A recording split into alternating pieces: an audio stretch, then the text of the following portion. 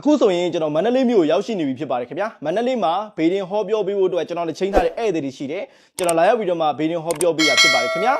ပြီးတော့တလက်စတဲ့ဒီဗီဒီယိုမှာကျွန်တော်ရတရာလေးတစ်ခုဂါရာလေးတစ်ခုပေါ့နော်ငွေကြေးလက်လာပါနဲ့ပတ်သက်ပြီးတော့မှဂါရာလေးတစ်ခုလေးကျွန်တော်မျှဝေပေးချင်တာဖြစ်ပါတယ်ခင်ဗျာဂါရာလေးမမျှဝေခင်မှာကျွန်တော်အခုလက်ရှိတဲနေတဲ့ဟိုတယ်ပတ်ဝန်းကျင်လေးပေါ့နော်နည်းနည်းလေးမိတ်ဆက်ပေးမှာဖြစ်ပါတယ်ခင်ဗျာဒါကတော့အခန်း area ဖြစ်ပါတယ်တော်တော်ကျယ်ပါတယ် family room ဖြစ်တဲ့အတွက်BO တွေလည်းပါတယ်ပြီးတော့ area တွေကလည်းကောင်းပါတယ်တော်တော်အဆင်ပြေပါတယ်ဒီဘက်မှာ TV လည်းပါပါတယ်အဓိကအကောင်းဆုံးကတော့ view ပဲ view ကတော်တော်လှတယ်ဝါ view ကတော်တော်လှတယ်ဆိုတော့ဟိုဘက်မှာလာရှိုးဘက်ကအဲ့တောင်တန်းတွေရှိရှမ်းတောင်တန်းတွေမန္တလေးမှာကျွန်တော်အချိန်ကြာကြီးနေဘူးတဲ့ဒါပေမဲ့အဲ့တောင်တန်းတွေကိုကျွန်တော်သိချမကြည့်ဘူးဒါဒီဟိုတယ်ကိုကျွန်တော်ရောက်ဖြစ်တော့မှပဲကျွန်တော်ဒီမှာတောင်တန်းတွေကိုသိချကြည့်ပြတာဆိုတော့တော်တော်လေးလှပါတယ်ဒီဘက်ကလူနေရက်ွက်တွေရှိမှာပေါ့နော်ဆိုတော့အခန်းလေးလိုက်ပြရမယ်ဒီဘက်မှာပါဒီဘက်မှာနေရာလေးတစ်ခုလည်းပါပါတယ်ဒီနေရာလေးပါတာကိုကျွန်တော်တော်တော်သဘောကျတယ်ဘာလို့လဲဆိုတော့ဒီနေရာလေးကပစ္စည်းတွေထားလို့သိမ်းလို့ရတယ်ပြီးလို့ရှိရင်ပြင်ဆင်တာဘာညာပေါ့နော်အဲ့လိုလုပ်လို့ရတယ်မိတ်ကတ်တွေပါလိမ့်တာဘာညာပေါ့ဗျာနော်လုပ်လို့ရတယ်ပြီးတော့ပေါင်ချိန်နဲ့ဆက်လေးပါသေးပေါင်ချိန်လို့ရတယ်ကျွန်တော်ချိန်ကြည့်လိုက် Oh my god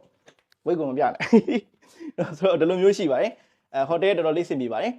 ကျွန်တော်တလက်စာတဲ့ဂါရာလေးတစ်ပုတ်ပေါ့နော်ကျွန်တော်မျှဝေပေးပါမယ်အဓိကတော့သူငွေကြေးနဲ့ပတ်သက်တဲ့ဂါရာလေးတစ်ခုပဲဖြစ်ပါတယ်ဟိုဘက်သွားလိုက်ဒီမှာထိုင်လိုက်မယ်ဂါရာလေးတစ်ခုမျှဝေပေးချင်ပါတယ်ငွေကြေးနဲ့ပတ်သက်တဲ့ဂါရာလေးပဲဖြစ်ပါတယ်ခင်ဗျအဓိကတော့သူငွေကြေးလက်လာပါပွင့်လန်းစီဖို့အတွက်အပွင့်လန်းနဲ့ပတ်သက်တဲ့ဂါရာပေါ့သူကငွေဝင်လက်ရွှင်စီဖို့အတွက်သူကနေ့တူကလည်းရုပ်ဖက်လို့ရတယ်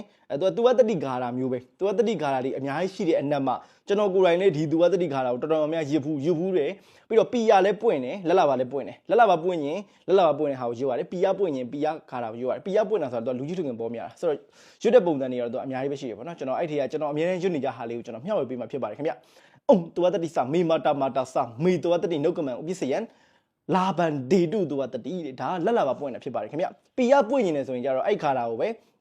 လာဘန်နေရာမှာပီယန်လို့ထည့်ပြီးမှရွတ်ရမှာဖြစ်ပါတယ်သူကတတိစာမေမာတာမာတာစာမေသူကတတိနှုတ်ကမန်ဥပ္ပစ္စယံပီယန်ဒေတုသူကတတိဆိုရင်ပီယာပွင့်တာဖြစ်ပါတယ်ခင်ဗျဆိုတော့လက်ဘောင်းမှာကျွန်တော်တို့ကအဲ့စီလေးတစ်မျိုးမျိုးလေးတုပ်ပြီးတော့မှာပေါ့နော်သူကတတိစာမေမာတာမာတာစာမေသူကတတိနှုတ်ကမန်ဥပ္ပစ္စယံပီယန်ဒေတုသူကတတိဆိုပြီးမှအဲ့လိုရိုက်ပေးလိုက်လို့ရှိရင်သူကပီယာပွင့်တာဖြစ်ပါတယ်ခင်ဗျအပွင့်လန်းနဲ့ပတ်သက်လို့ကျွန်တော်ကိုယ်တိုင်လည်းဒီကာတာကိုအမြဲတမ်း3လေးရှိတယ်အစီအရင်တွေထဲမှာလည်းထည့်ပြီးတော့မှ3လေးရှိတယ်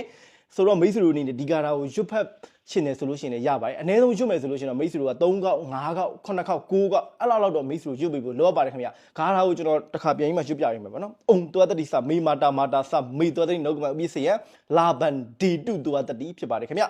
သူကတတိဂါရာအကျယ်သိကျင်တယ်ဆိုလို့ရှိရင်လည်းကျွန်တော်တို့ဒီ Facebook ပေါ်မှာရှာလိုက်လည်းရတယ် TikTok မှာရှာလိုက်လည်းသူကတတိဂါရာလို့ရှာလိုက်လို့ရှိရင်လည်းရတယ်ဒါပေမဲ့အဲ့သူကတတိဂါရာတွေထဲမှာကျွန်တော်အမြဲတစေရွတ်လေးရှိတာနဲ့အကောင်းဆုံးကျွန်တော်အနေနဲ့ထူးထူးခြားခြားကြုံတွေ့ခဲ့ရတာမျိုးဆိုလို့ရှိရင်ကျွန်တော်ခုနကပြောပြပေးသွားတယ်သူကတတိစာမေမာတာမာတာစာမေသူကတတိနှုတ်ကမအပြည့်စရPNဒေတုသူကတတိလာဘန်ဒေတုသူကတတိစသဖြင့်ပေါ့နော်ဒီဂါရာကတော့တကယ်ကိုကျွန်တော်ကိုယ်တိုင်နဲ့အသုံးပြုပြီးတကယ်ကိုလည်းစွမ်းနဲ့လက်လာပါအပွက်ပီယာအပွက်ဂါရာတစ်ခုဖြစ်ပါတယ်ခင်ဗျဒီဂါရာလေးကိုလည်းကျွန်တော်ရဲ့ဗီဒီယိုလေးတွေကိုအားပေးနေတဲ့မိတ်ဆွေတွေသိဖို့အတွက်ကျွန်တော်မျှဝေပေးရတာဖြစ်ပါတယ်ခင်ဗျလောဆယ်မန်လေးမှာရောက်နေတာပါမန်လေးမှာမိတ်ဆွေတွေကျွန်တော်ကိုဆက်သွယ်နေတာရှိရင်ဖုန်းနံပါတ်3993533835ကိုဆက်သွယ်လို့ရပါတယ်ခင်ဗျမန္တလေး48လမ်း GR Hotel မှာကျွန်တော်ရှိနေပါမယ်ဟိုတယ်တသေးလေးရထားလေး Golden Rose လို့ဖတ်တာတယ်နော် Golden Rose အဲ့ဟိုတယ်မှာရှိနေပါတယ်ခင်ဗျအားလုံးကျေးဇူးများတင်ပါတယ်ဆေးထိုးဆေးပေါက်လို့ရှိတဲ့မိတ်ဆွေတွေလည်းလာရောက်ပြီးမှဆက်သွယ်လို့ရပါတယ်ကျေးဇူးများတင်ပါတယ်